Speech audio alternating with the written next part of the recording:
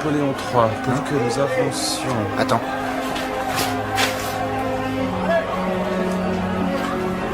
Qu'est-ce qu'il y a? Je continue? Oui. Pour que nous avancions dans la possibilité d'ériger un barrage en Haute-Kabylie.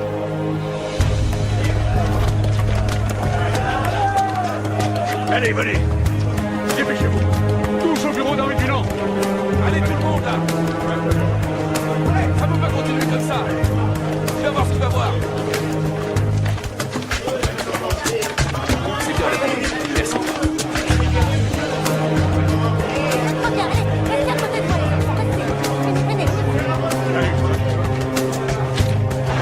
Allez, venez tous par là.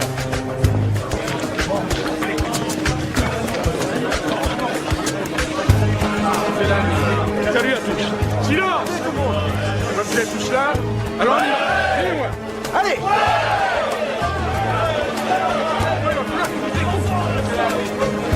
J'ai peur de mon accord de train. Retenez-les. Allez, continuez. De mon accord de principe. Attendez, qu'est-ce que vous voulez? Non, c'est pas toi qu'on vient voir, Vicky. C'est le patron. Monsieur Dunant est occupé. Bon, eh ben on va lui bousiller son bureau. On manque de tout à la colonie! Calme-toi. Mon fils a bu de l'eau pourrie. S'il a un typhoïde, il passera pas la nuit! Il nous faut l'armée pour avoir la paix. Et il nous faut aussi des médecins français pour nous sauver de l'épidémie. Restons de soif ici. Il nous faut de l'eau pour les plantations, pour nous, pour nos enfants. Où sont les terres de la Grande Promesse, vantées par la compagnie? On nous a menti! C'est tous des escrocs, jeune homme! Arrêtez! Oh, personne ne vous a menti. Qu'est-ce que vous croyez? Qu'il n'y aurait qu'à se baisser pour faire fortune? Nos terres sont pillées toutes les nuits par les rebelles! Et vous payerez tôt ou tard! Oh, arrête, Martin. C'est pas en vous en prenant aux indigènes que vous allez régler vos problèmes. Eux aussi, ils ont soif. Et n'oubliez pas que nous sommes sur leur terre. Qu'est-ce qu'il a? S'il est contaminé, vous êtes mort. Et alors? C'est un risque que je suis prêt à prendre, monsieur Morel. Je suis comme vous ici, un colon. À vous, qui n'aviez rien.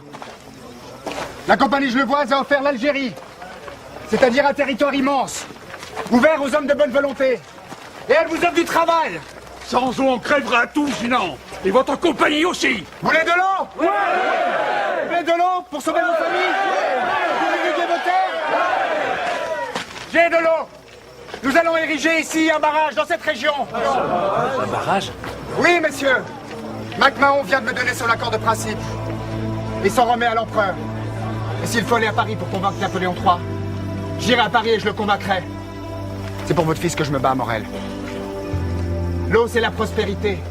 Et je suis prêt à parier que d'ici 1 an, le désert fera place à des champs d'herbes grasses, à des vignes. Oui, oui. Elle est là, la grande promesse. Dans le travail, dans l'espérance. Ce barrage sera notre providence, Niki.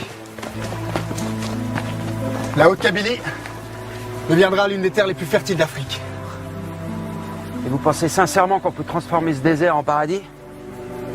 Vous croyez que la France va donner son autorisation? Je prends le bateau dans 3 jours. Je ne serai pas de retour avant 1 mois. Il me faut un administrateur durant mon absence. Vous n'avez qu'à prendre Morel au Zimmer. Non, j'ai déjà choisi. Ce sera vous, Adrien Niki. Moi? Attendez. Vous savez pas tout de moi. Que devrais-je savoir d'autre? J'ai tué un homme en 48, pendant l'insurrection à Paris. Légitime défense. Vous n'êtes pas forcé de me croire. J'ai changé de nom, je me suis enfui. Vous ne me renvoyez pas? Vous m'avez dit la vérité, non? Alors je vous fais confiance. J'en serai digne, monsieur Dunant. J'en serai digne.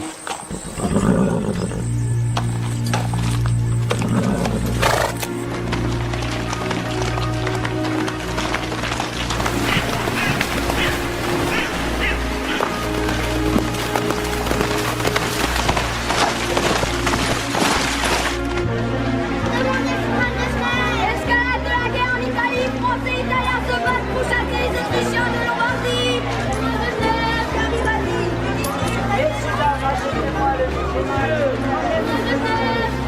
Achetez le journal de Genève.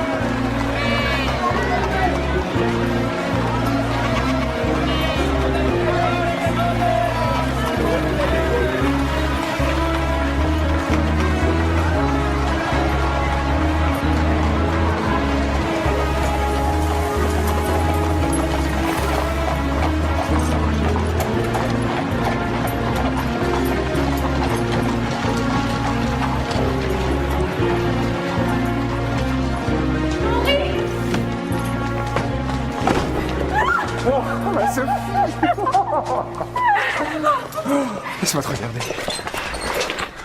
T'as encore grandi, toi? Oh, t'es bête, je n'ai pas changé. En revanche, toi... Quoi, moi? Allez, viens. Papa et maman sont là, Daniel aussi. Tout le monde t'attend.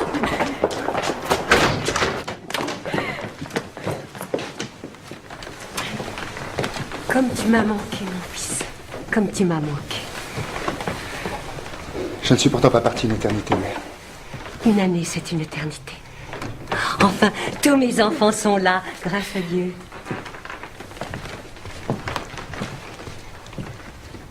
Bonjour, père. J'ai croisé Pierre Bourtibourg au cercle. Il semblait satisfait de tes états de service. Alors vous devez l'être aussi, père. Mais Henri n'est pas un commerçant, père. C'est l'aventure qu'il aime. Mais qui sait? Peut-être que l'Afrique sauvage, avec ses déserts et ses bédouins, lui a révélé quelques talents d'administrateur.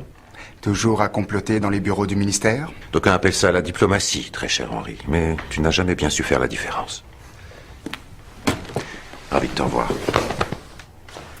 Sais-tu que ton frère se fiance en mars? Toi? Et qui est cette personne? Et c'est Léonie Bourtibourg, La fille de mon employeur? Je ne la connais pas. dont on raconte qu'elle est la femme la plus courtisée de Genève. Elle ne l'est plus. Je vais l'épouser.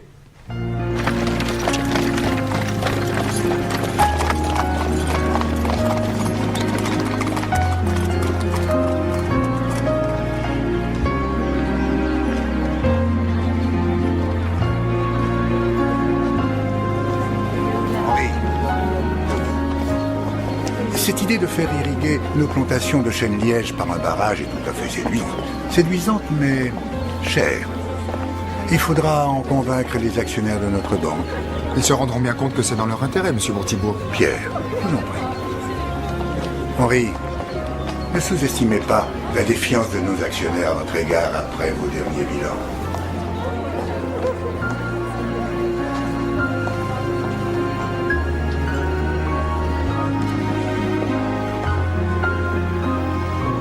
Pardonnez-moi. J'ai remarqué que vous ne vous sentiez pas bien. Est-ce l'ennui, tout simplement? Je viens de passer un an en Afrique et crains d'avoir perdu l'habitude de ce genre de fête. En Afrique. Qu'alliez-vous y chercher? Un autre monde, peut-être. Vous savez, mademoiselle, le nôtre ne se limite pas à Genève. Même si pour beaucoup, aller pique-niquer de l'autre côté du lac est déjà toute une aventure. Je suis ravie de voir que votre séjour chez les sauvages a laissé votre humour intact. Ici non plus, rien n'a changé. Toute la ville haute est réunie. Les actionnaires trinquent et les colombes meurent de soif. Décidément, je trouve à mes sauvages beaucoup plus de noblesse. Pourquoi êtes-vous revenu alors? Parce que malheureusement, l'Afrique a besoin d'eux. Et que comptez-vous faire pour sauver le monde? Gagner Napoléon III à ma cause. Rien que ça. Vous savez, c'est un homme comme les autres. Votre requête ne sera guère aisée. Son entourage laisse entendre qu'il préfère les femmes au barrage. Pardon, je ne me suis pas présenté. Je manque à tous mes devoirs. Henri Dunant. Je l'avais deviné. Je vous ai aperçu avec votre frère. Mon frère. En effet, il doit épouser Léonie Bourtibourg. Je serais très curieux de présenter mes hommages à ma future belle-sœur. Cette femme doit être soit une sainte, soit chaleureuse comme la banquise. Mais vous savez, j'aime beaucoup Daniel. Mais il est si conformiste. C'est pourrait que Daniel vous surprenne. Parfois, certaines personnes, même conformistes, réservent quelques effets inattendus. Merci, ma chérie. Ah, je vois que vous avez fait connaissance. Henri, je te présente Léonie, ma future femme. Léonie, je te présente mon frère Henri, l'aventurier de la famille. Viens, ma chérie, tout le monde nous attend. Ton père est sur le point d'annoncer la date de notre mariage. Approchez, s'il vous plaît. J'ai une petite communication à faire. Bravo. Et vous ne serez pas triste. Je suis l'homme le plus comblé de Genève. Moi aussi, Daniel. D'autant plus que la famille du nom me paraît de plus en plus attachante. Venez.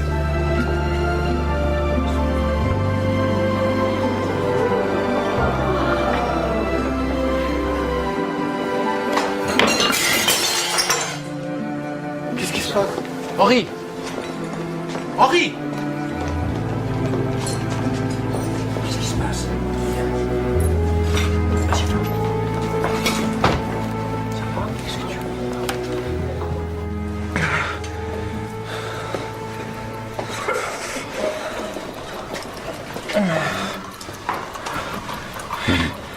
Où suis-je?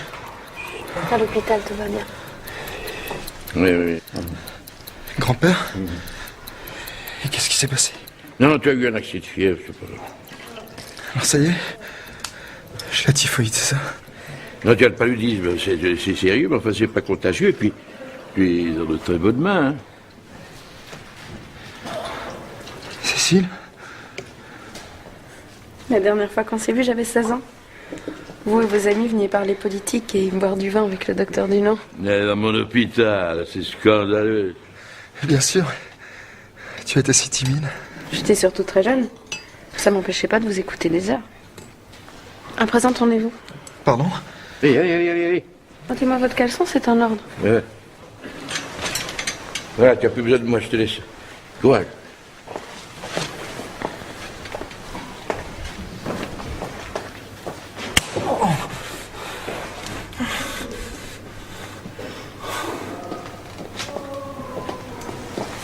Sacré Henri, on te disait mourant. Je vois que tu as retrouvé la forme. Bonjour Cécile. J'avais pensé à une couronne mortuaire, et puis finalement...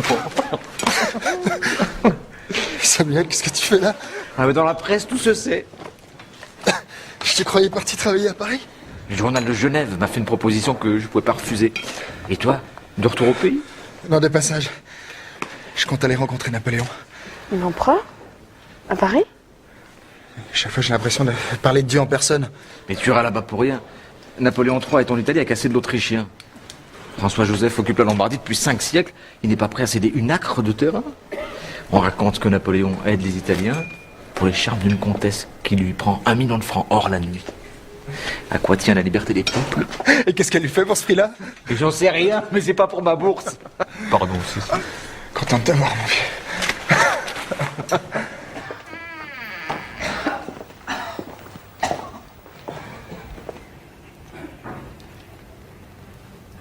Monsieur Dunant?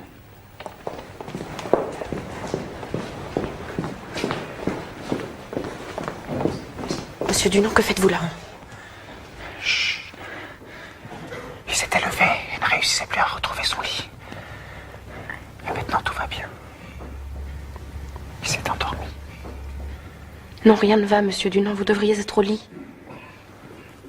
Vous savez que c'est un patient vraiment difficile. Et vous, une infirmière insupportable. Vous voyez? Allez. Allons-y.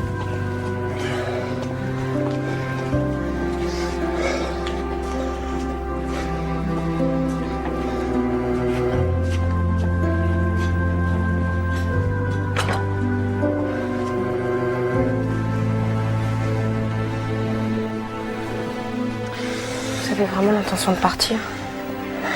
Vous n'êtes pas encore guéri? Je dois partir, je me sens bien. Ne te préoccupe pas pour moi. Henri, vous me feriez une promesse? Oui. Promettez-moi de m'écrire. Je t'écrirai. C'est promis.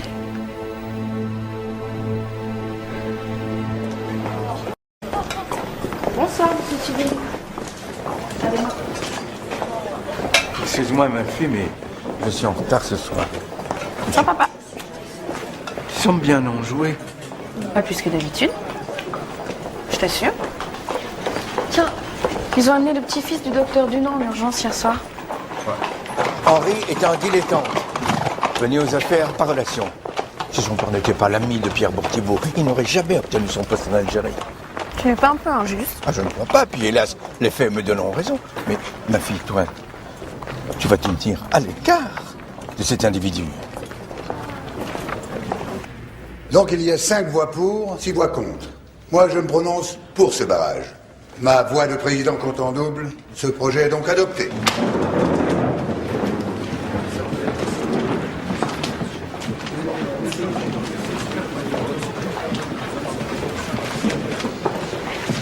Comment peuvent-ils être si timorés? Henri, nous sommes à Genève, la ville des banques et des assurances, pas des aventuriers. Mais vous y croyez? Ah mais j'ai voté pour le progrès. Je crois au progrès. Monsieur Bourtibourg, loin de moi l'idée de critiquer Monsieur Dunant, mais cette opération de barrage, c'est une opération à haut risque. Les chiffres ne mentent jamais. À sa place, est-ce que vous auriez osé proposer une idée aussi téméraire, Huillier? Moi, jamais de la vie, monsieur. Et voilà pourquoi vous êtes chef comptable. Et monsieur Dunant, administrateur, je compte sur vous pour que les chiffres ne mentent jamais.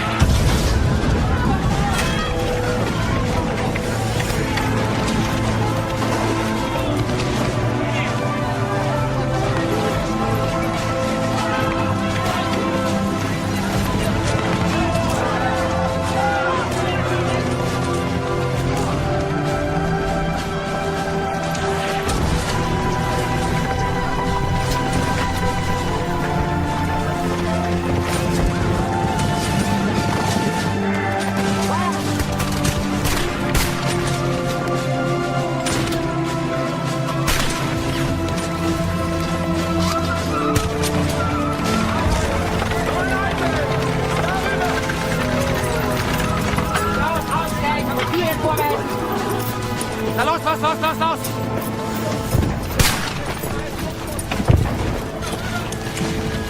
Na, Papiere! Freut Sie auf! Gerne! Nein! Verfolgung rausnehmen! Ein Speer! Speer! Auf die Knie, Olle! Le baliston ici. J'ai les papiers. Mal heute! Ausweis. Ja, je vais à Turin. Turino! Ich sag's dir, mach mir keine Spompanadeln. Nein! Nein! Ihr wollt gerade meinen Assistent umbringen. Er kommt zur Verstärkung aus der Schweiz. Wenn ihr ihn tötet, wer wird Ihren Soldaten pflegen, Kommandant? Hein?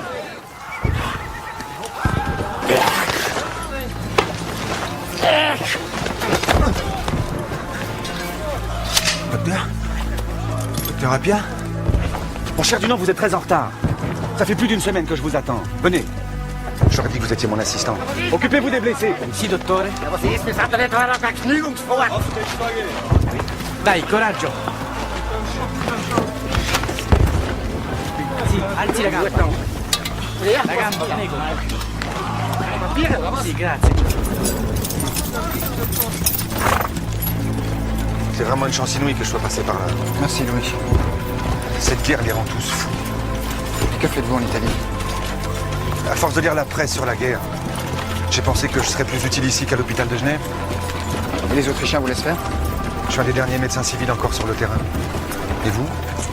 Pourquoi êtes-vous ici? Je vais rencontrer Napoléon. Je lui ai demandé officiellement audience. Henri, vous ne vous rendez pas vraiment compte de la situation. Le quartier général est à plus de 10 lieues totalement inaccessible. La ligne de front change tous les jours. Aujourd'hui, ce sont les Autrichiens qui contrôlent la route. Demain, ce sont les Français qui feront régner la terreur. Ils sont tous fous.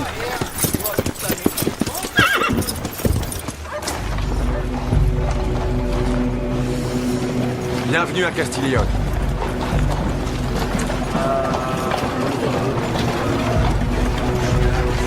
On arrive de partout, français, autrichiens, hongrois, croates, et pas un seul interprète. Je savais que la guerre était terrifiante, mais jamais je n'aurais pu imaginer ça.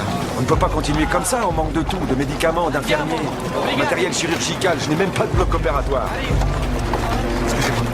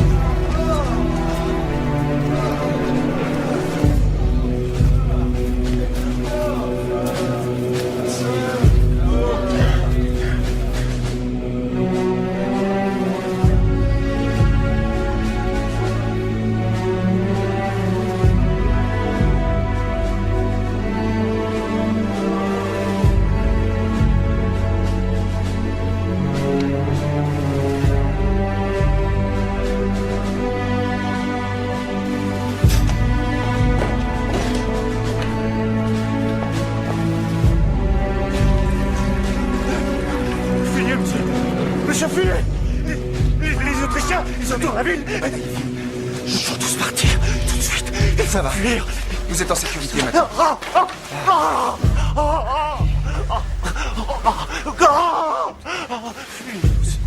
Calmez-vous. Faut dormir maintenant. De l'eau.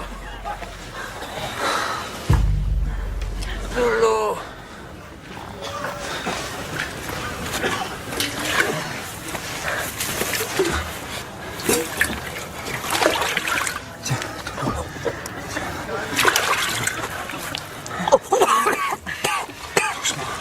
Doucement. Vous êtes français? Non, Suisse. Je viens de Genève. Ils nous ont oubliés. Ils nous feront mourir ici. Je ne veux pas mourir ici. Tu vas pas mourir ici. On va venir te chercher. Hein? On va te ramener à la maison. Doucement. Vous croyez vraiment? Oui. Restez encore avec moi, je vous en prie. Je reste. Je reste là.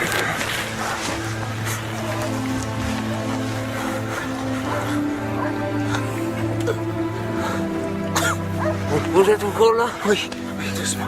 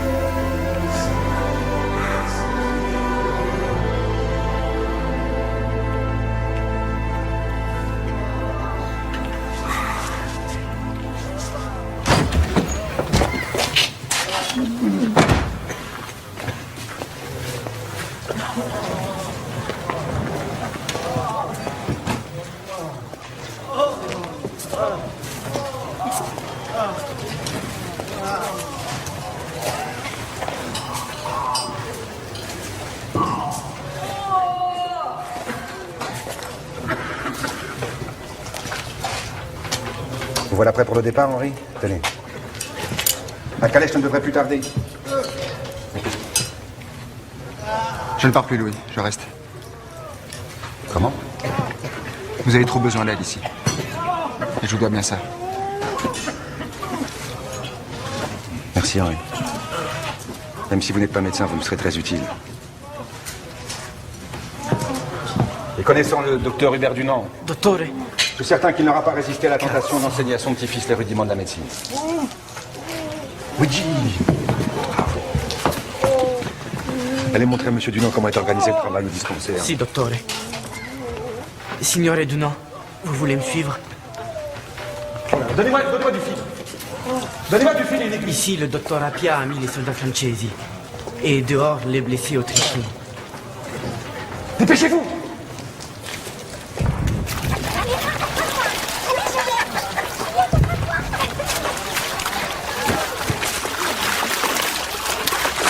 Mais qu'est-ce qu'elles font là?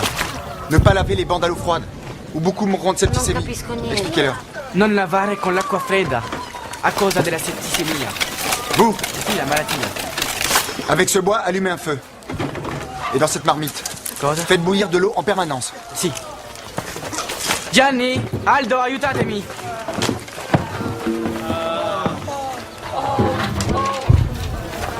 Luigi! Si. Installez dans l'église les blessés les plus gravement atteints. Et à l'extérieur les plus résistants. En les mélangeant? Ah, mais le docteur Appia a dit que les soldats francesi devaient être placés dans l'église et les Autrichiens à l'extérieur. Non, ce sont les blessés de guerre, plus des soldats. Des frères d'armes. Vous comprenez? Tutti fratelli. Si. È vero, signore. Sono tutti fratelli. Tutti fratelli! Tutti fratelli! Doucement. Allez, les autres, les autres.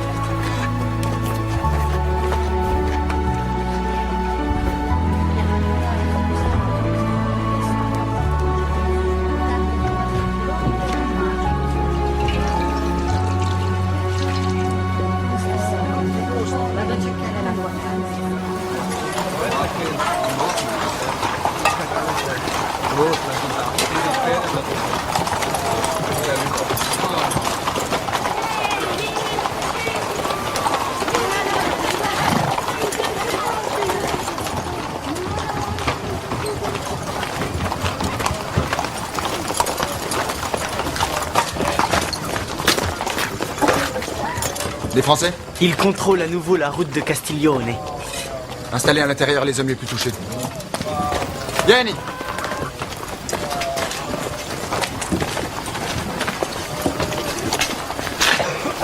Prima la gamba. Oui, la jambe. Voilà, calma. Si. Aldo. Ces prisonniers sont les infirmiers? Nous manquons cruellement de médecins.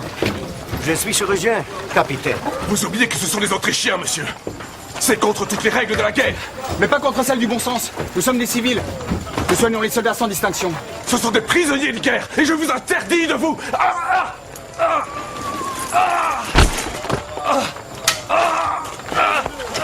Luigi! Si, signore. Vite, emmenez cet homme. Che c'è? Gianni, aiutami. Hey! Qu'est-ce que vous faites là? Votre capitaine a ordonné la libération de tous les médecins autrichiens. Donnez-leur de quoi se laver, se préparer à opérer. Allez, grouillez, caporal! Le grand, c'est vrai! Avec moi! Médecin, colonel von Eckert. Au nom de mes hommes, je vous remercie, monsieur. Le docteur Appia vous attend. 3450 morts et disparus, et moins de 12 000 blessés depuis le début des combats, Majesté. Nous sommes très en dessous des estimations. En fait, il n'y a vraiment aucune raison pour que l'opinion publique s'inquiète. L'opinion, mon cher Berthier, c'est nous qui la faisons. Elle ne veut rien savoir des pertes. Ce qu'elle exige, c'est une victoire sur François-Joseph. Majesté, voici le rapport des renseignements sur Castiglione. La pression des troupes ennemies se relâche depuis que nous contrôlons les routes. On signale des désertions et une épidémie de dysenterie chez les Autrichiens. Les premiers symptômes de la peur naissent toujours dans les pantalons, messieurs. Nous avons aussi reçu une seconde demande d'audience du dénommé Henri Dunant. Je ne connais pas. C'est un citoyen suisse, administrateur de société en Algérie. C'est lui qui a fait libérer les médecins autrichiens sans autorisation pour soigner les blessés. Et après ça, ce ruffian a l'impudence de me demander audience? Pourquoi faire? Être passé par les armes? D'après nos services, son initiative a permis de sauver plus d'une centaine de nos hommes, Votre Majesté.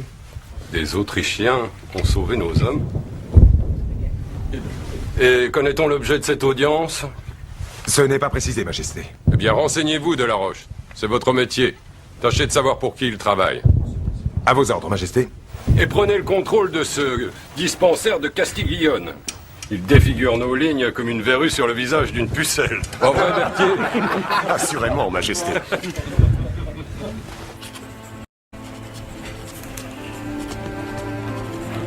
Ma chère Cécile, voilà 12 jours que j'ai sollicité auprès de l'empereur une demande d'audience demeurée encore sans réponse. Le temps presse. Les nouvelles d'Algérie ne sont pas bonnes pour la compagnie et les colons. Et je t'écris pour témoigner de l'horreur, de la souffrance que je n'arrive pas à soulager.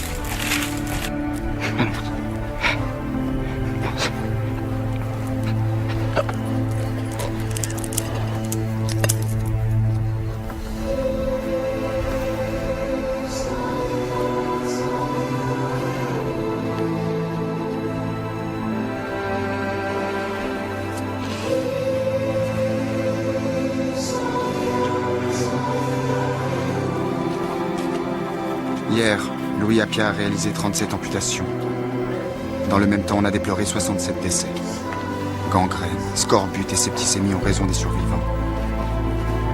Par crainte des épidémies, nous n'enterrons plus les corps, nous les brûlons, comme j'ai appris à le faire en Algérie. Malgré tous nos efforts, le dispensaire est prêt à imploser. Nous manquons de tout, de médecins, d'infirmières, de médicaments, de morphine surtout. Les blessés sont opérés et amputés à vif. Difficile de croire que tout cela se déroule à quelques jours de Genève, de la paix et de l'opulence. Mais qui est au courant? Et combien de temps le monde vivra-t-il dans l'ignorance?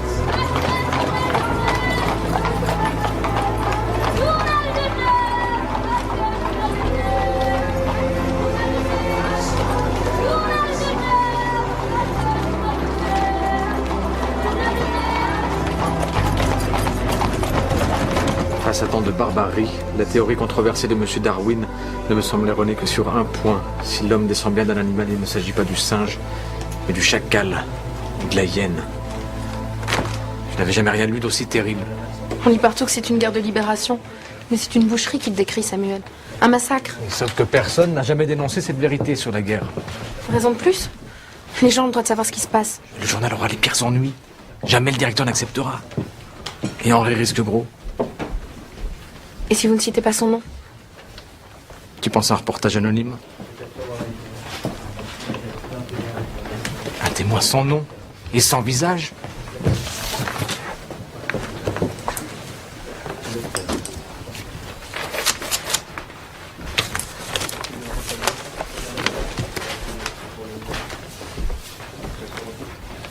Et dans le journal de Genève, père. Comment peut-on oser répandre de telles inepties pacifistes? Ce sont des mensonges. Pire, ce sont des secrets militaires que le public n'a pas à connaître. Eh bien, moi, je trouve ça plutôt courageux. Et à ta manière de réagir, on comprend parfaitement que l'auteur est tenu à rester anonyme. Que craignez-vous de cet article, Daniel? Que Napoléon III ne trouve plus personne pour aller se faire trouer la peau. Sophie, un peu de retenue, je te prie.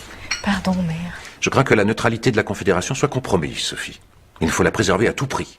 Elle nous oblige à un devoir de réserve. Et ce torchon nuit gravement à tous nos efforts de paix. Daniel, jamais personne n'avait décrit avec une telle sincérité ce qui se produit pendant une guerre. Moi, je trouve que nous devrions être reconnaissants envers ce correspondant anonyme. Même si ça devait créer quelques petites préoccupations au ministère. Qu'en pensez-vous, maître? Eh bien, Daniel n'a pas tort.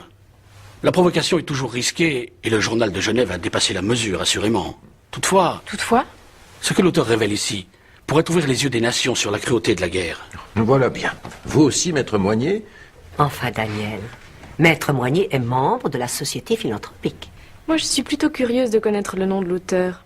Et j'ai déjà ma petite idée. Oui, nous l'avons tous, Sophie. C'est comme s'il y avait la signature d'Henri au bas de cet article. Êtes-vous bien sûr qu'il puisse s'agir d'Henri? Vous devriez le demander à grand-père Hubert. Une de ses infirmières reçoit régulièrement des lettres d'Henri. Une certaine Cécile, la fille d'Adolphe Thuillier.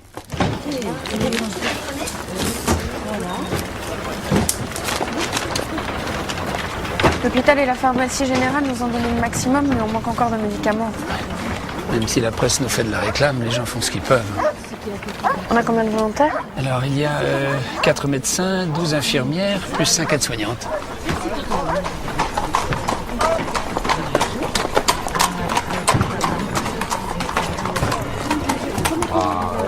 Vous devez être fier d'elle, hein? Je suis terrifié, au contraire, docteur Genéquel. Empêchez-la d'aller en Italie. Menacez-la de la renvoyer si elle part. Faites ça pour moi. Oh non, elle ne m'écoutera pas. Soyez tranquille, Thuillier. Vous savez, le docteur Appia prend grand soin de son personnel et mon petit-fils ne la laissera jamais prendre le moindre risque. C'est pour lui que tu pars? Mais Dunant est un Castiglione? C'est lui que tu vas trouver? Tu m'as menti? Je ne t'ai pas menti. Il joue les héros en Italie alors que ses affaires sont au plus mal. Je te rappelle que c'est pour la banque qu'il est parti. Tu sais qui il a nommé pour le remplacer en Algérie? Un certain Adrien Niki, un agitateur recherché en France pour meurtre. Voilà, les amis de ton monsieur Dunant. Tu peux croire ce que tu veux. Ma décision est prise. Cécile, si tu pars, tu seras déshonorée. Tu ne seras plus ma fille. T'as compris?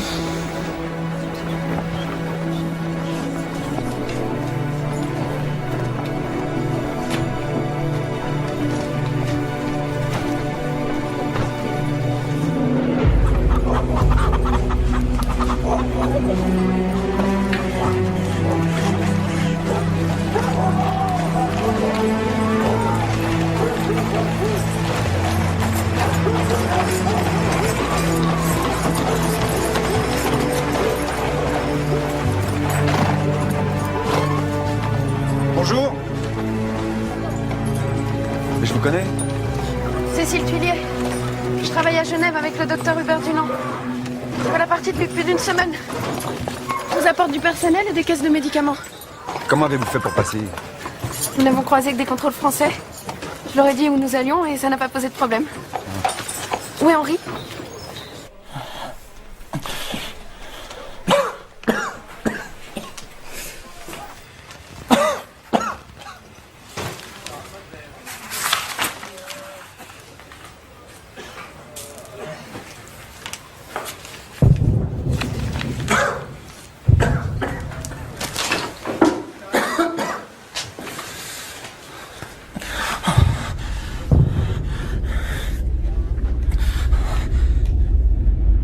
Le docteur Appia m'a dit que vous avez eu une crise de paludisme. Qu'est-ce que tu fais là? Vous manquiez d'infirmière, non? T'as rien à faire ici. Rentre à Genève. Ça sûrement pas. C'est pas la place d'une femme ici, Cécile. Pour qui vous prenez-vous? Je suis infirmière. Et ma place est sûrement plus ici que la vôtre.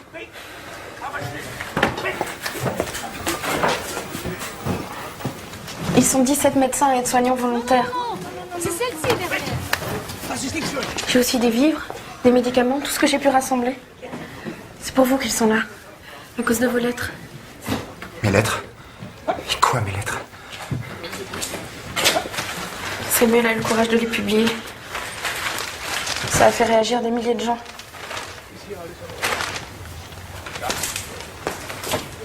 Et pendant que vous dormiez, j'ai aussi parcouru ce que vous appelez vos carnets de guerre.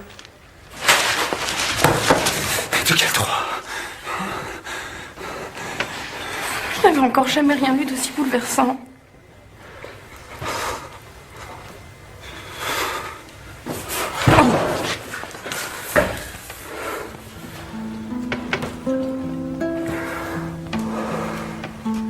Pardon. Pardon, Cécile. T'avoir blessé. Vous ne m'avez pas blessée. Mais vous semblez parfois n'écouter que vous. Les autres existent aussi. Ils n'ont pas forcément tort. Quel courage.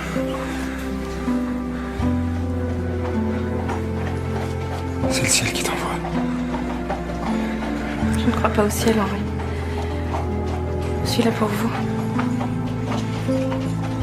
Pour ce que vous êtes. Là.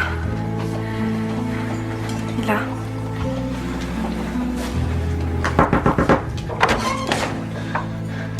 Je comprends pourquoi les Français vous ont laissé passer. Ils sont là! Caricati tutti e te, attenzione, è fuori, eh! E tu basta, tranquillo! Oui? Messieurs? Colonel Delaroche, renseignement militaire de l'armée impériale. Bonjour. Docteur Louis Appia. Je suis responsable de ce dispensaire. Je vous présente Henri Dunant. Henri Dunant. Si l'homme descend bien d'un animal, il ne s'agit pas du singe, mais sans aucun doute du chacal ou de la hyène. Nous avons arrêté un vaguemestre, porteur de lettres expédiées de ce dispensaire. Certaines de ces lettres, à destination de l'Algérie et de la Suisse, sont porteuses d'informations sur les mouvements de nos troupes ainsi que sur la position de l'empereur, sur l'état moral des armées. Je suis l'auteur de ces lettres, monsieur.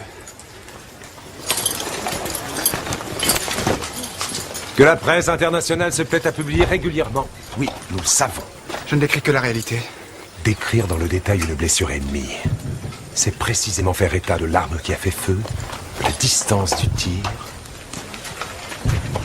et par là même de notre stratégie, monsieur, c'est de la haute trahison. Et ne rien faire, c'est de la lâcheté. Votre présence, votre action était tolérée tant que vous restiez hors du conflit. Vous avez choisi votre camp à présent. C'est le camp de la paix. Ce dispensaire est civil. Calmez-vous, Henri. Vous n'avez rien à faire ici. Calmez-vous. Ce camp est désormais placé sous l'autorité française. Fouillez-moi tout ça.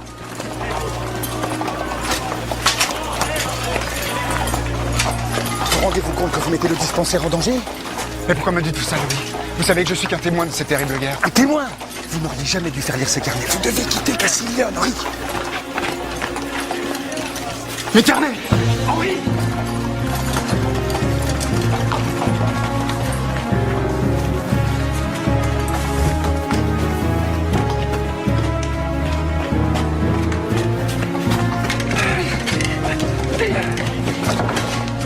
Lâchez-la!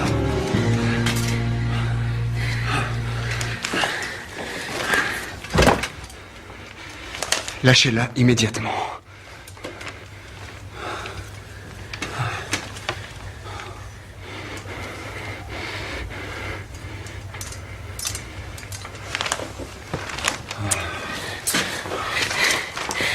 Tout essayé.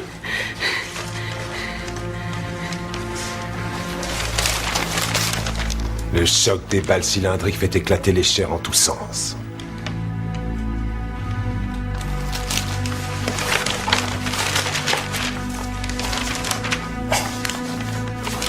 Les morts sont dépouillés par des voleurs ou des déserteurs qui fuient la sauvagerie des combats.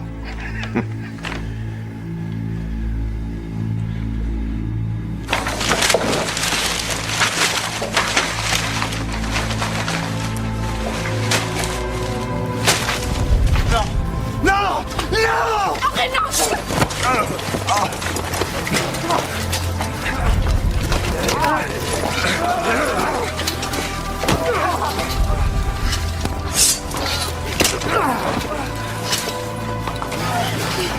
Arrêtez! Messieurs, je vous en prie! Si vous n'aviez pas sauvé la vie de nos hommes, je vous ferais fusiller sur le champ.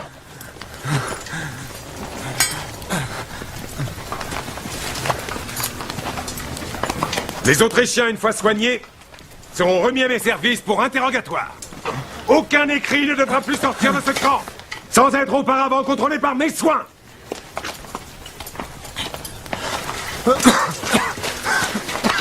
Castiglione ne sera jamais un camp.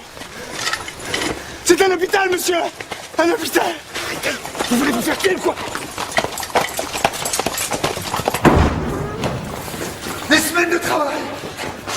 Calmez-vous, Henri, vous êtes épuisé.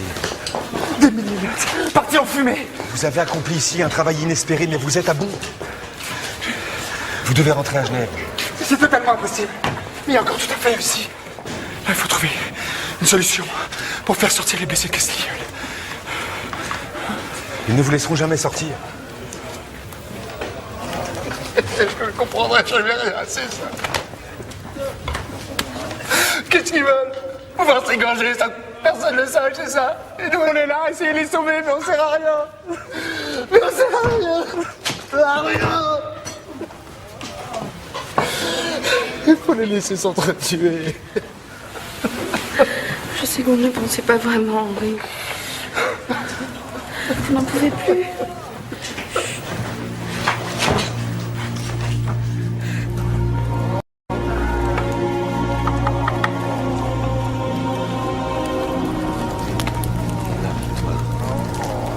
Embrasse les enfants pour moi.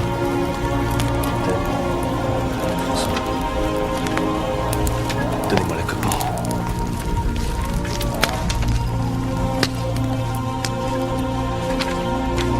Donnez-moi la copie.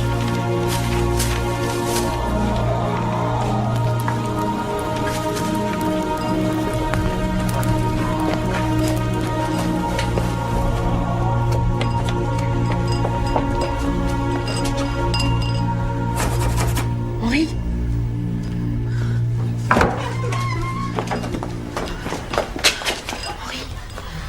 Henri, les carbones. Henri, les carbones. carbones, où sont les carbones de vos carnets de guerre?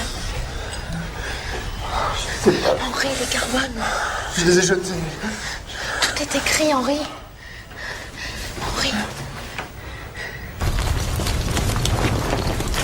Attendez!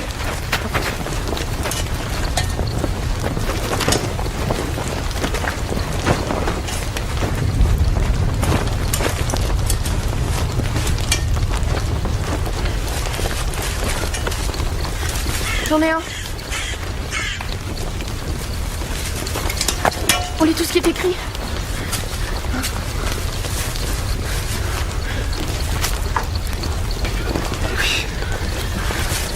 Les autres ne doivent pas être là.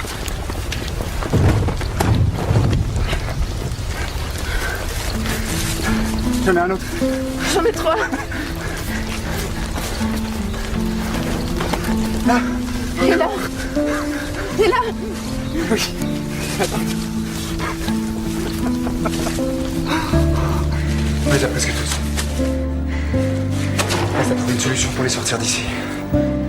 Dans mes jupes. Je vais les coudre. Ils viendront jamais les chercher jusque-là. Est-ce que tu te rends compte de ce que tu risques? Est-ce que vous vous rendez compte que je m'en moque?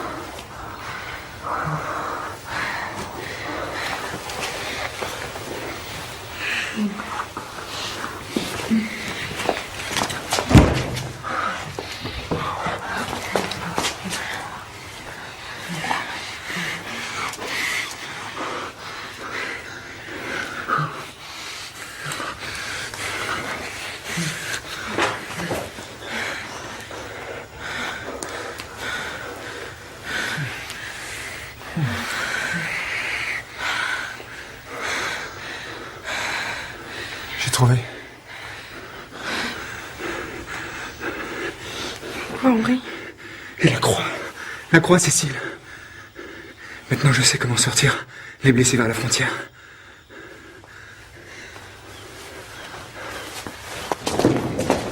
Ça y est, Louis. On évacue. Comment, mais vous n'y pensez pas? Cette nuit, les Autrichiens ont lancé une contre-offensive à Solferino. Attendez. Regardez. Pardon.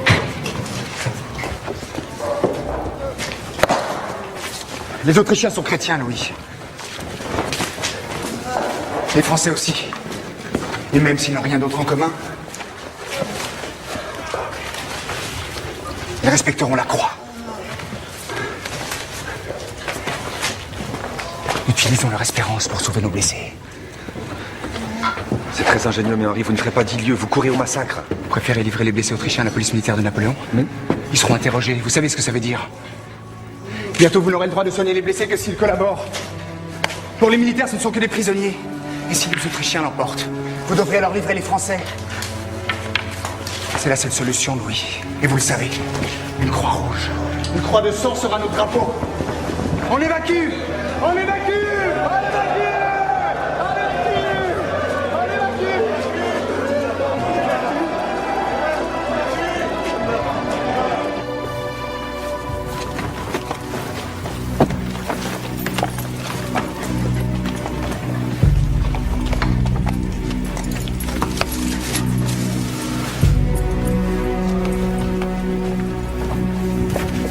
Allez, on se prépare.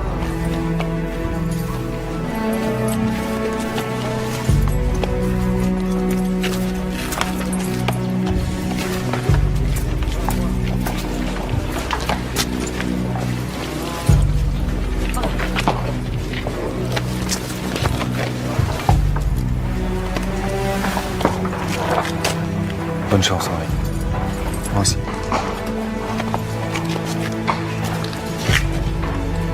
Ça fait un honneur, monsieur le lieutenant. Pour moi aussi, colonel.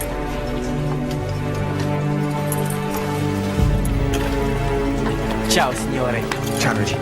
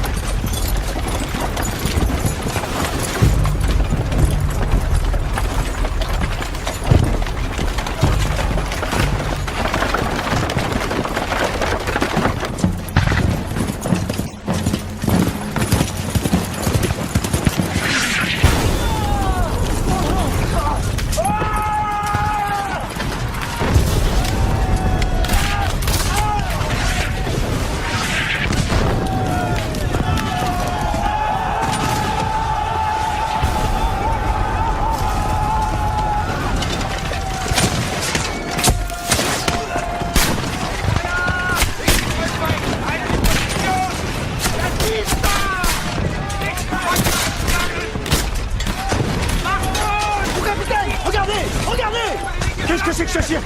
Allez leur dire de s'arrêter. Allez, à devant.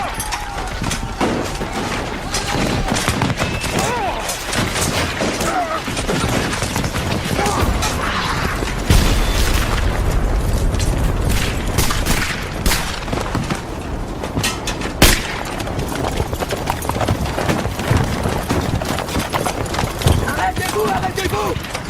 Le commandant de l'ONU vous donne l'ordre de faire demi-tour!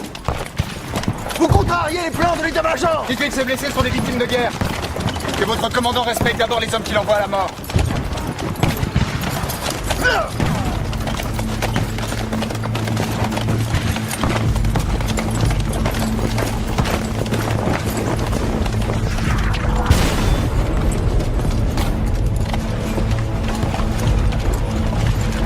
Capitaine! Il refuse de s'arrêter!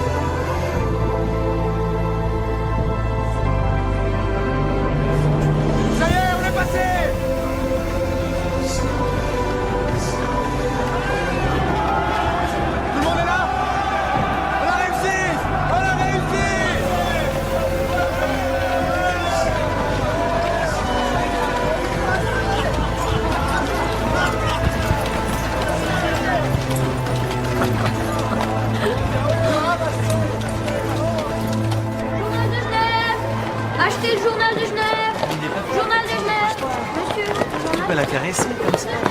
Voilà. Salut Pierrot, alors. Je suis la tête pour une fois à sa propre chambre. Comme ça. C'est fantastique. C'est bouleversant. Ce que tu as écrit est révolutionnaire, Henri. Tu n'ignores pas que publier ces carnets de guerre s'avère très risqué. Mais que peut-il m'arriver de pire que ce qui est écrit? Mais de te faire beaucoup d'ennemis, Henri. Non seulement à Genève, mais aussi en France et en Autriche. Ces lettres sont des menaces que nous avons reçues à la suite des reportages de guerre.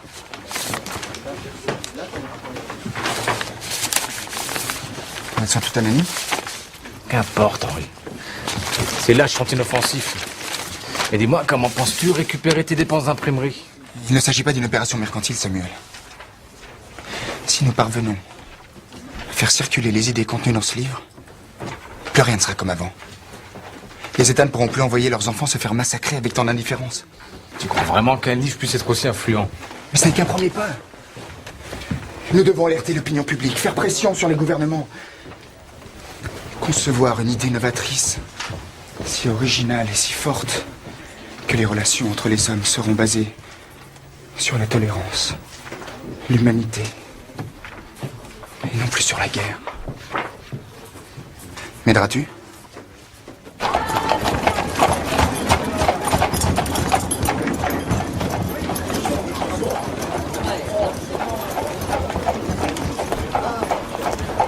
Monsieur Henri Dunant?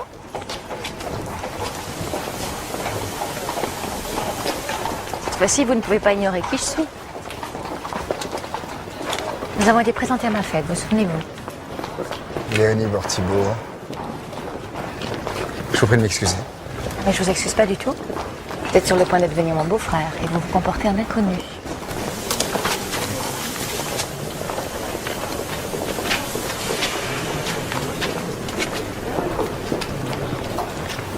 Alors, à quoi pensiez-vous? Encore à sauver le monde? Pourquoi pas? Souhaiteriez-vous m'aider? Je penserais. En lisant ces reportages de Solferino, je me suis inquiétée pour vous. Est-ce que vous avez réussi à rencontrer Napoléon? Non. Mais j'espère le voir à Paris. Pour le barrage en Algérie? Certainement. Et j'ai aussi un autre projet à lui soumettre. Vous savez, j'ai assisté à trop d'horreurs à Solferino. Je dois faire quelque chose. Et j'ai pensé que peut-être Napoléon pourrait soutenir la création d'une société de secours. Vous êtes un idéaliste, Henri. Un rêveur. Permettez-moi de vous aider. Je prépare les immersions en France et ça peut vous être utile. Je vous en serais très reconnaissant. Et pourquoi le feriez-vous? Est-ce que vous êtes le frère de Daniel? Est-ce que mon père est l'actionnaire majoritaire de la compagnie Genève d'Algérie? Est-ce que je crois en vous, Henri?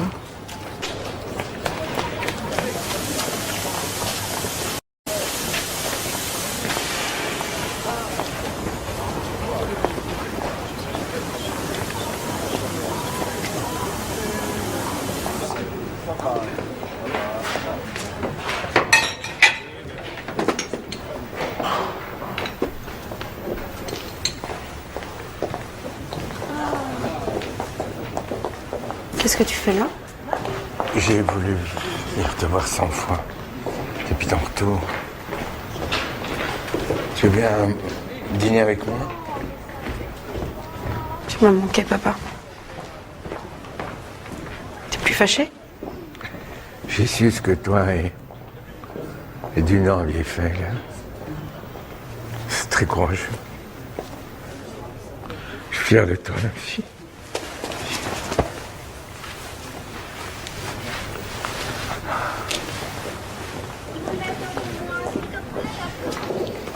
Et avec Dunant, vous en êtes où?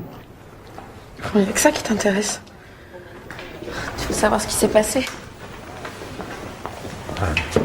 Comprends-moi, t'es parti avec lui, tu quittes la maison, tu loues une chambre.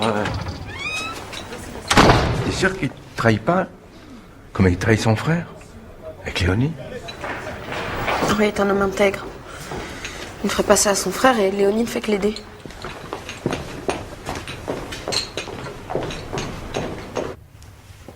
Écoute, Henri, celle-ci vient de Virginie. Cher monsieur Dunant, j'ai lu vos souvenirs de Solferino et j'ai l'impression que vous parlez de notre guerre civile. officier de l'armée de l'Union. La maison impériale de Prusse m'a exprimé toute sa sympathie. Et Guillaume Ier m'invite à présenter mon livre au congrès de statistiques de Berlin. En route, j'ai vu Léonie. Nous nous sommes longuement entretenus. Elle est tellement bouleversée par ton livre qu'elle a presque oublié les essayages de sa robe de mariage.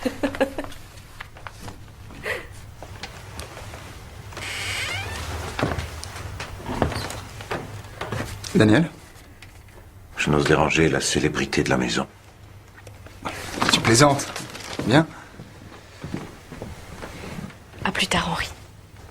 Je suis très très fière de mon frère.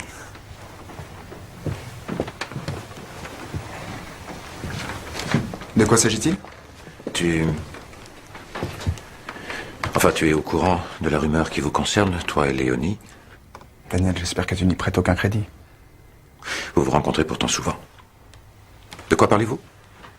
De tes actes héroïques? De ta vie d'aventurier? Arrête, Daniel. Il n'y a que de l'estime entre Léonie et moi. Elle croit en mon projet, tout simplement. Et tu l'épouseras comme prévu. Il n'y a rien d'autre.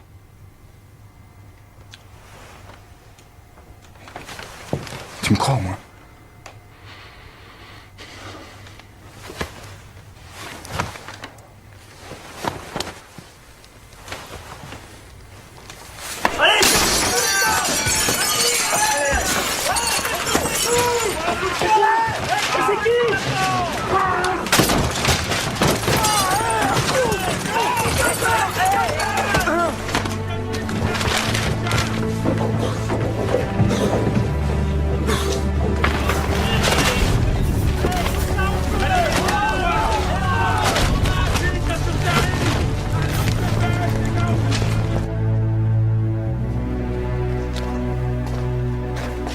Hématome interne, côte éclatée.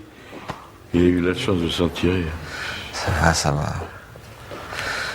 Écoute, Henri. Ils m'ont agressé parce que je me trouvais là. C'est toi qui le voulais. Sois prudent, Henri. Tu risques gros.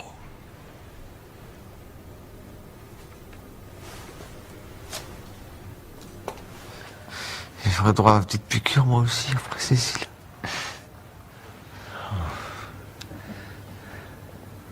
J'en arrive presque à me réjouir de ces événements qui me permettent de vous revoir.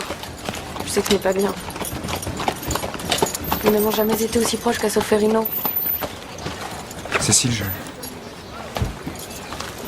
je ne suis pas l'homme qu'il te faut.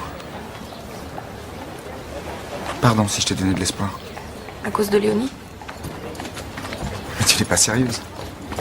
Pas toi. Je te croyais au-dessus des ragots. Henri, vous croyez vraiment que le but de ma vie soit le mariage? À Castiglione, j'y étais, moi aussi. Je partage les mêmes valeurs que les vôtres. Mais le jour viendra où tu seras las des sacrifices. Je ne peux t'offrir que des sacrifices. Pourquoi êtes-vous si têtu? Êtes-vous sûr d'être heureux avec votre vie libre? À renoncer aux affections? Êtes-vous sûr que vous n'aurez pas de regrets? Parfois, nous sommes contraints d'agir pour être justes avec nous-mêmes. Quitte à faire souffrir les personnes que nous aimons.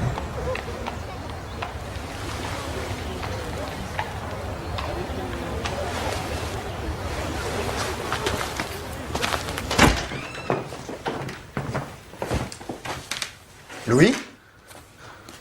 Oh! Henri, sain et sauf! Vous êtes rentré depuis longtemps?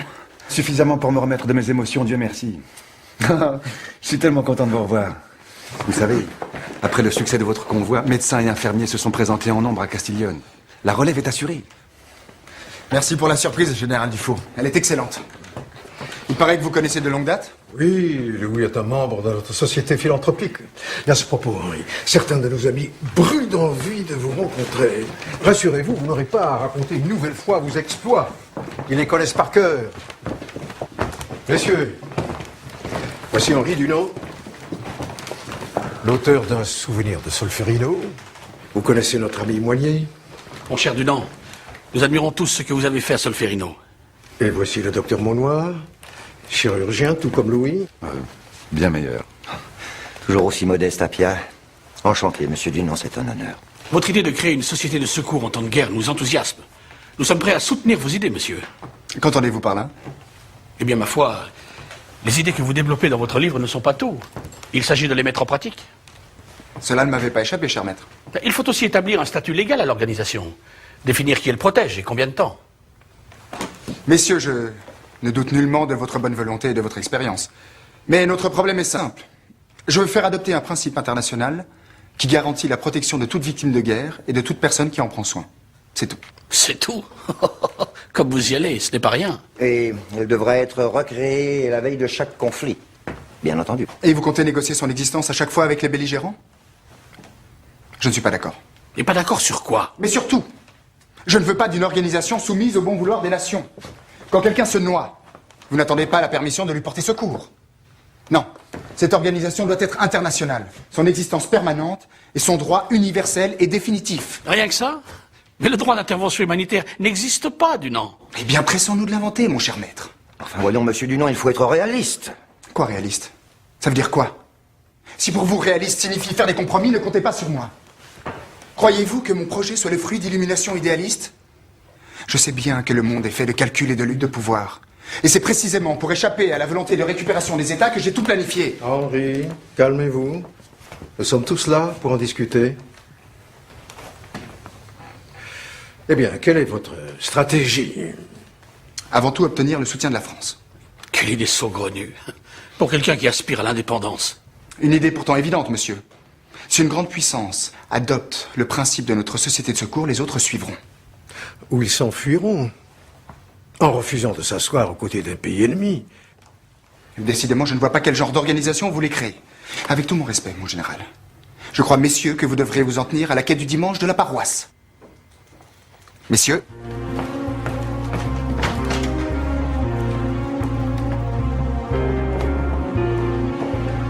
Henri!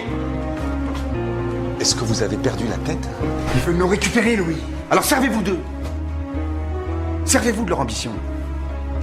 Ils veulent vous aider. Cessez donc de vous croire toujours au-dessus de la mêlée.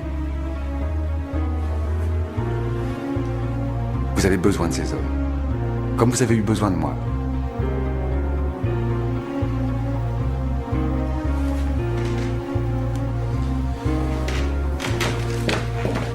Et elle ne vous a pas dit ce qu'elle veut? Non, monsieur le duc. Elle a une lettre de présentation du général Barraguet. Elle ne souhaite ne parler qu'avec vous. Mais comment est-elle? Gracieuse. Oui.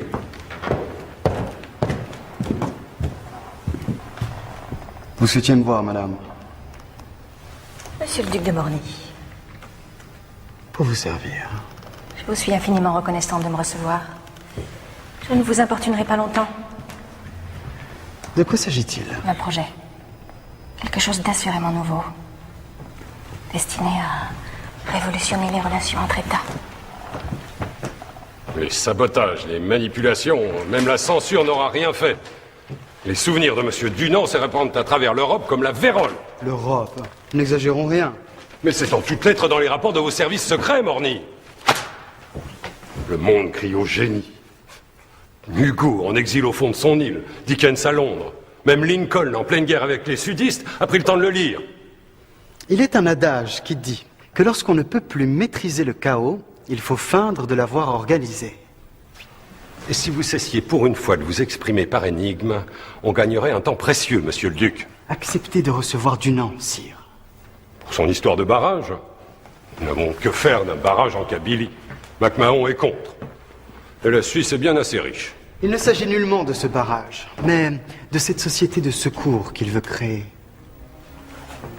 Depuis quand versez-vous dans la charité, Morny? Il s'agit peut-être là d'une opportunité, sire. Article 1. Les militaires blessés ou malades seront recueillis et soignés, quelle que soit leur nationalité. Les ambulances et les hôpitaux militaires seront protégés et respectés par les belligérants. Article 2. Les habitants qui prendront en charge les blessés seront protégés et traités avec humanité. Ils ont droit au respect de la vie. Henri, Léonie? je viens vous annoncer une grande nouvelle.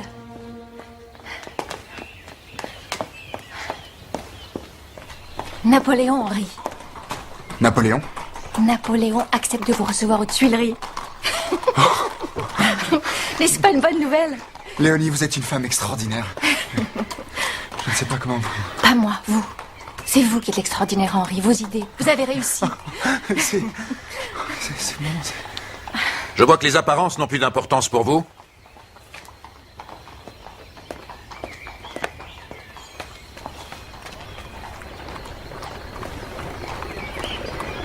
Vous décidez de vous voir dans cette maison maintenant?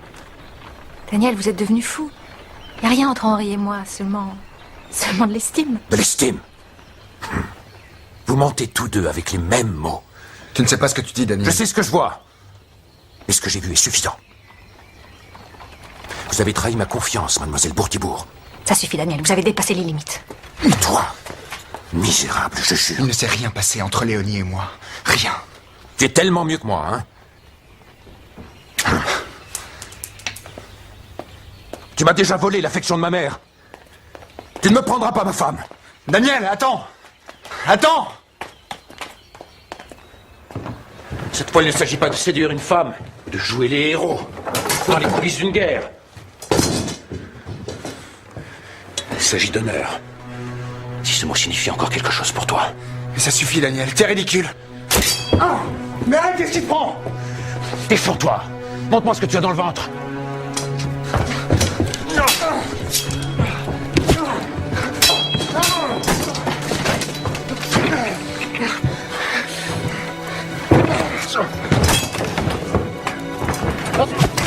Arrêtez!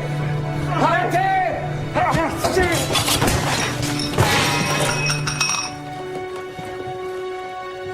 Grand-père?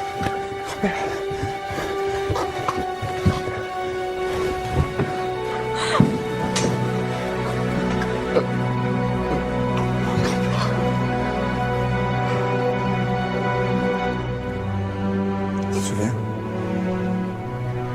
Il disait souvent, Daniel se forge un avenir. Henri se cherche un destin.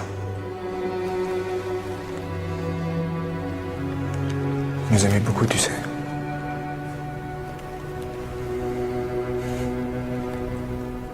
Faisons la paix, Daniel.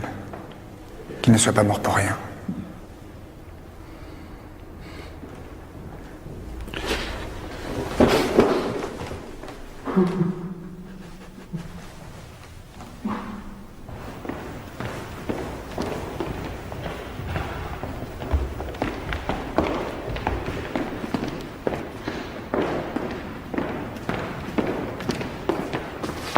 Monsieur Henri Dunant. Enfin, voilà l'homme à la Croix-Rouge, dont j'ai tant entendu parler en Italie. J'ai aussi lu vos souvenirs de Solferino. Merci de me l'avoir envoyé. Remarquable. Je vous remercie, Majesté. Eh bien, parlez du Nord. Vous vouliez rencontrer l'empereur. Le voici. Majesté, il s'agit d'établir un barrage en Haute-Kabylie. Ah oui, oui, j'ai lu votre requête à ce sujet. Intéressant, mais trop cher. Et trop risqué. Mais sire, l'eau est indispensable dans les colonies. Il y a urgence là-bas. Là-bas, peut-être. Mais ce n'est pas la nôtre. Quand la région sera pacifiée, on en reparlera. Mais Majesté, vous ne pouvez pas laisser... Non, l'empereur peut tout. Et s'il refuse, c'est qu'il a ses raisons. En revanche, je suis très impressionné par votre idée de créer une société de secours aux blessés de guerre. Cela signifie que je peux espérer le soutien de votre Majesté? Ni vous ni moi ne changerons la nature de l'homme, mon cher. Mais je suis sûr que ce projet pourrait aider à faire en sorte que la guerre soit plus humaine. Certes. Avez-vous reçu les encouragements d'autres pays? La Prusse et le Wittenberg ont manifesté un grand intérêt. Mais il nous en faut plus. Nous avons besoin de l'appui de tant d'autres nations. Et elles pourraient être membres ensemble d'une unique organisation humanitaire. Mais Dunant, comment serait-il possible de maintenir dans une même organisation des nations qui se font la guerre? On voit bien que M. Dunant n'y entend rien en politique étrangère. Jamais ces nations... La neutralité. La neutralité, sire. Je l'ai déjà testé sur le terrain. Quand les infirmiers portant des brassards à Croix-Rouge ramassaient les blessés, personne ne leur a tiré dessus. Parce qu'ils étaient neutres. La neutralité. Vous voulez dire comme la Suisse depuis 1815? Exactement, sire. Les hommes ont su reconnaître la neutralité d'une nation. Forçons-les à reconnaître la neutralité d'une organisation internationale. Ce serait du jamais vu. Ah, l'idée est brillante. Comment n'y ai-je pas songé? Mais parce que vous ne vous appelez pas Dunant, mon cher Morny. La France est prête à vous soutenir. Tenez-nous informés régulièrement de vos contacts diplomatiques au plus haut niveau et de vos difficultés. Nous tâcherons de les aplanir. Merci, Majesté. Merci. Ce sera tout, Dunant.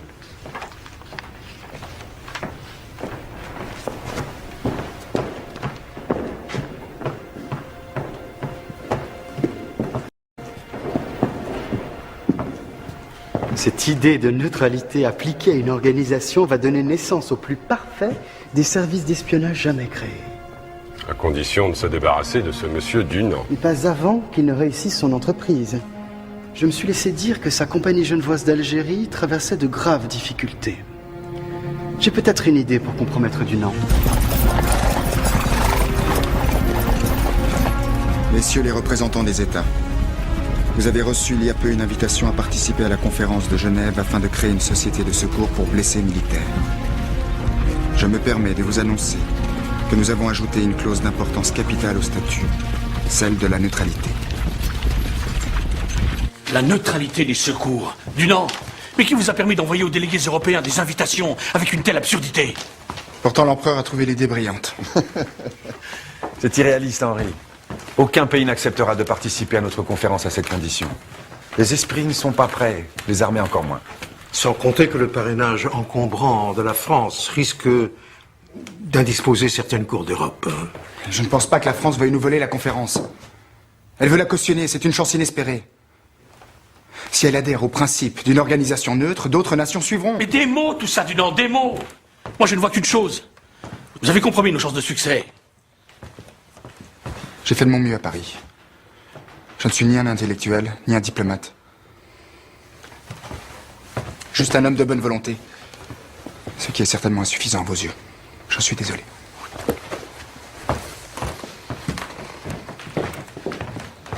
L'avenir se chargera de lui montrer que ses idées sont absurdes. Reste à l'empêcher de nous ridiculiser davantage aux yeux de l'Europe. Allez, messieurs, au travail.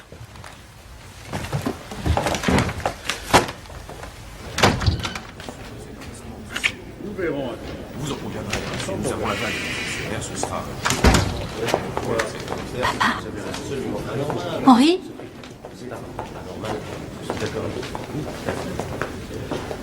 Léonie, comment allez-vous? Maintenant mieux. Et vous, comment allez-vous? Napoléon a eu la bonté de m'écouter et de me faire des promesses de courtoisie. Henri, ce que vous avez entrepris est trop important pour vous arrêter maintenant. Aujourd'hui, je me rends compte que mes idées étaient des utopies. Qui sait, peut-être qu'à l'avenir. Certainement pas aujourd'hui. Et surtout pas à Genève. Peut-être que vous dites vrai. Mais moi, je suis convaincue qu'un jour vous arriverez à les faire entendre au monde entier. Je peux encore vous aider, Henri. Non. Vous avez déjà beaucoup fait. Pensez à vous. À votre vie. À Daniel. Cessons de nous voir. Adieu, Léonie.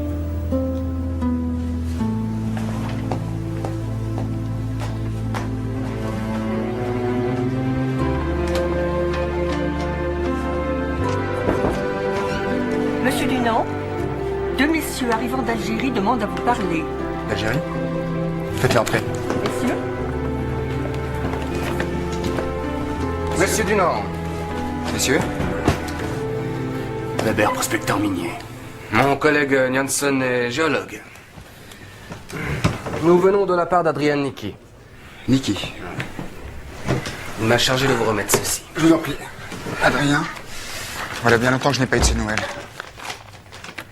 Monsieur Dunant, je vous prie de bien vouloir recevoir ces messieurs qui vous remettront cette lettre. Ces chercheurs bénéficient de la confiance du gouvernement français. Ils vous exposeront ma proposition qui, s'il vous venez de l'approuver, pourrait résoudre les problèmes économiques de la compagnie. Je vous écoute. En bref, s'agit d'une carrière de marbre de grande qualité que nous avons découverte en Kabylie.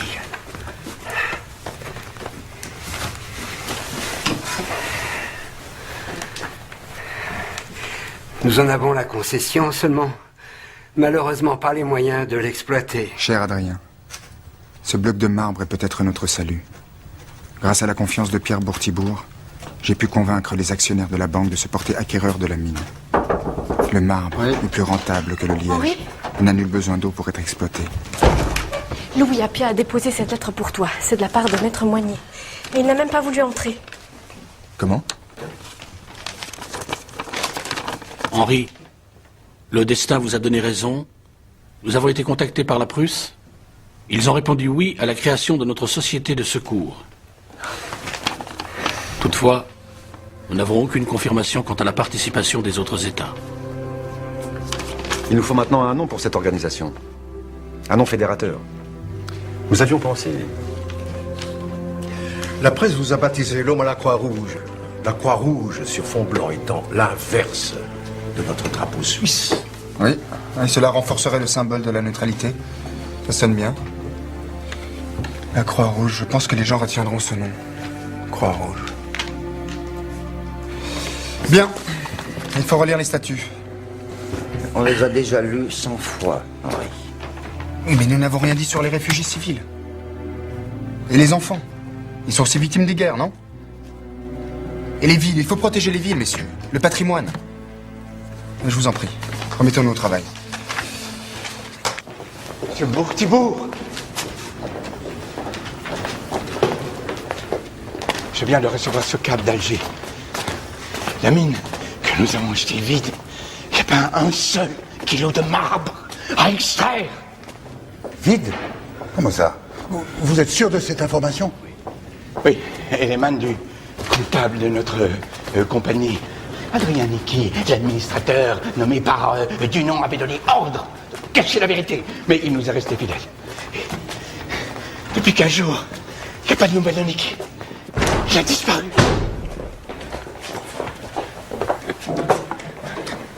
Il a été retrouvé hier près de votre propriété. Ils l'ont frappé de nombreux coups de couteau. Adrien, que s'est-il passé?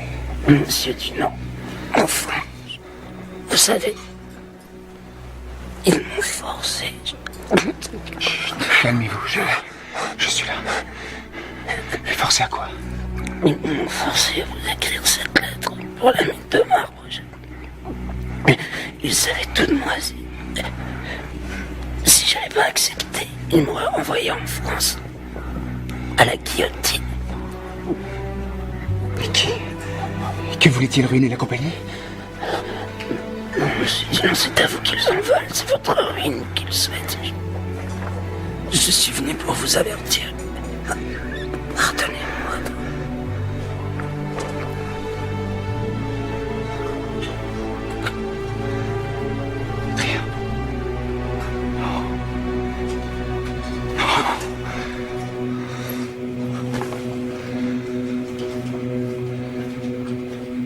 Dunant nous a entraînés dans une opération frauduleuse.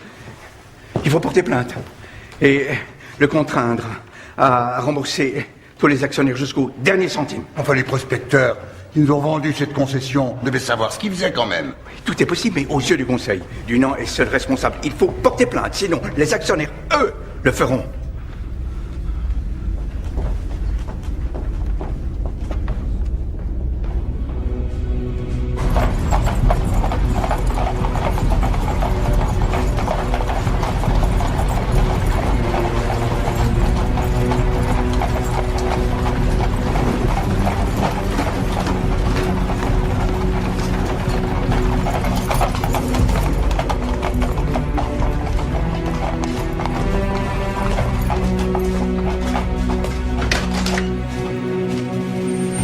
Qu'est-ce que c'est?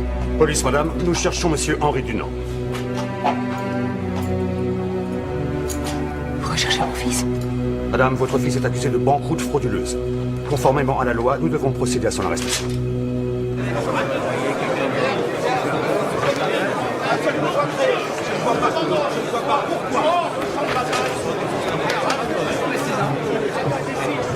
Monsieur, je vous rappelle, Notre pays a déjà résolu le problème du secours en réorganisant les services sanitaires lors de la guerre de Crimée et nous déclarons que cette société est totalement superflue.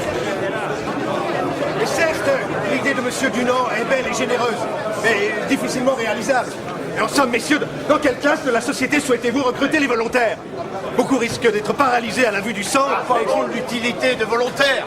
Nous savons par expérience que 1500 mulets valent plus que 15 000 hommes.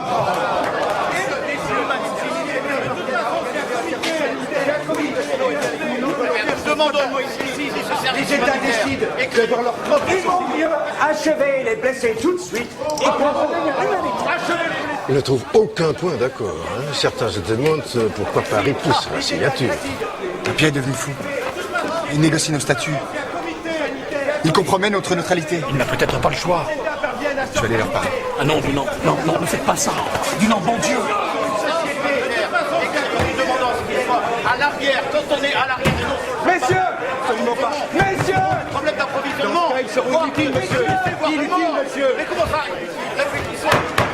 Messieurs, s'il vous plaît, s'il vous plaît. Messieurs, je vous en prie. S'il parle, c'est la catastrophe. Messieurs, nous sommes réunis ici pour quelque chose d'inutile. Oui, bien sûr. Ni vous, ni moi ne profiterons de cet acte. Aujourd'hui, nous devons faire naître un ordre absolument nouveau dans l'histoire du monde. Un ordre qui introduit la charité dans le droit des peuples. Et l'utopie. Messieurs! Qu'est-ce que les peuples vont avoir là-dedans? Ce sont des États qu'il s'agit. Messieurs! Nous sommes appelés à soutenir l'essor d'une entreprise humanitaire universelle destinée à soulager les souffrances d'une civilisation chaque jour plus barbare.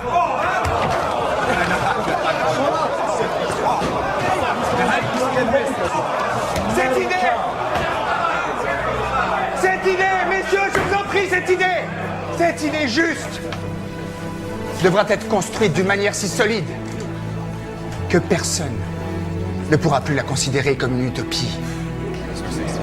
Et si vous aviez vu, messieurs, une seule fois un champ de bataille, les cadavres, les blessés qui gémissent abandonnés à leur sort, je suis certain que vous vous engageriez sans plus attendre. Je vous en prie, messieurs.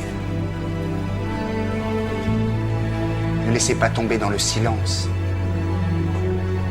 le cri de douleur que les peuples vous adressent.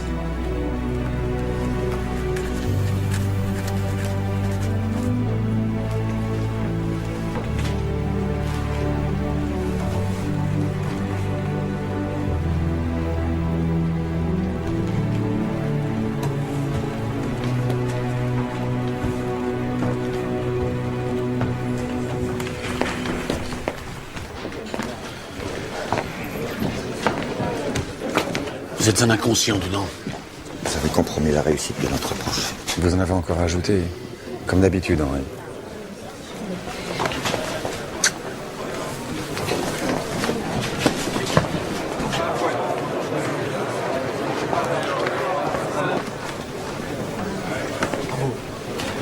Bravo. Bien. C'est bien.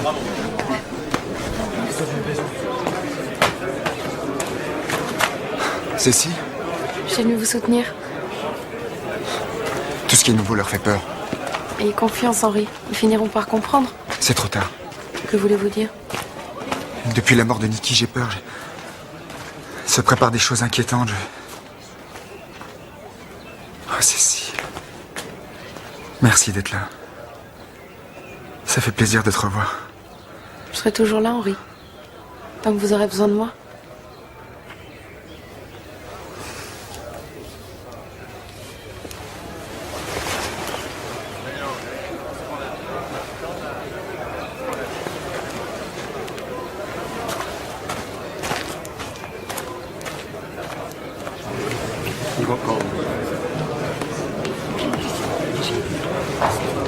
Non.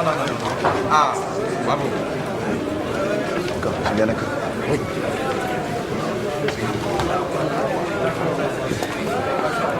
Les Français vont signer les statuts sans changer une ligne. La France va signer. La France va signer, messieurs. La France va signer.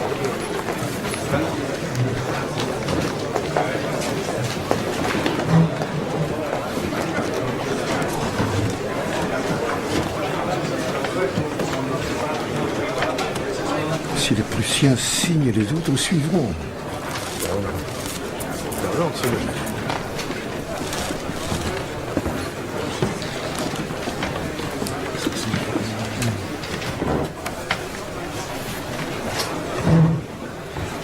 Je sais pas. Les Prussiens aussi. Les Prussiens vont signer. Henri.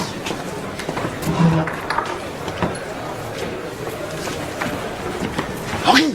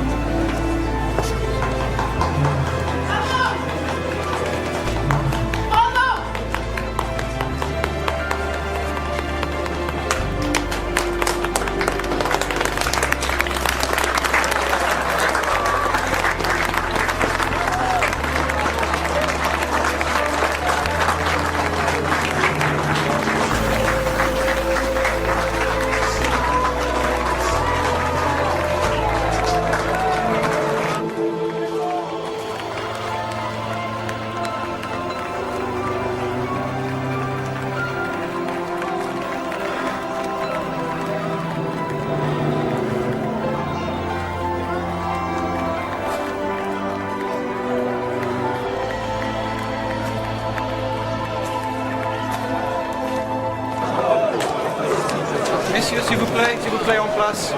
Prenez place. Gentlemen. En place, s'il vous plaît, pour la photo. Merci. Monsieur, s'il vous plaît, regardez-moi. En place, s'il vous plaît.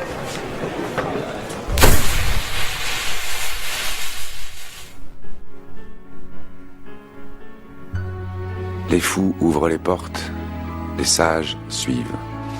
Espérons que nous serons assez sages pour le suivre. Henri Dunant poursuit son chemin dans la solitude et l'oubli. 36 ans plus tard, il reçoit le premier prix Nobel de la paix.